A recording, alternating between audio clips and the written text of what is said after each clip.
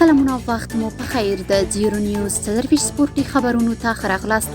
دوشنبه د 1415 هجري لمریز کال د اپریل 18 او د 2026 زیږدیز کال د اپریل 4 ده. مننه چې له موږ سره یاست. زموږ پاڼې هرومرو خوښې کړئ. لومړی خبر ده چې د افغانستان د 18 کلونو فوټبال ملي لوبډلې د مرکزي اسیا د اتلولۍ سیالیو په لومړۍ لوبه کې له قرغیزستان څخه 2-1 په پایله ماتې وخوړه. دغه لوبه چې د یادو سیالیو په چوکاټ کې ترسره شوه، د افغانستان لوبډلې له هڅو سره ونه توانېده چې بریا خپله کړي. د تخار 3 ورځنۍ بوزکشي سیالۍ د صلاح الدین پهلوان په اتلولۍ پای ته ورسېدې.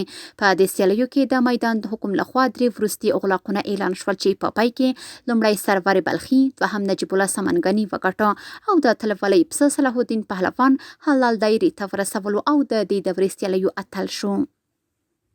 د بلخ ولایت د غرنیو سپورټونو فدراسیون د استازولۍ له لوري د دې ولایت د الکه غرونو کې د 8 غرختونکو ترمنځ د غرختنې یو پروګرام ترسره شو.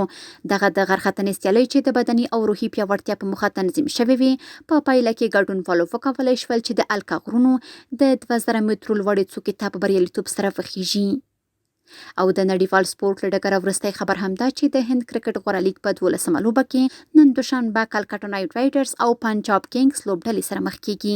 دغه ستره سیالۍ نن ماښام 9:30 بجې د کلکتې په ایډن ګارډن کرکټ لوبغالي کې پیلیږي.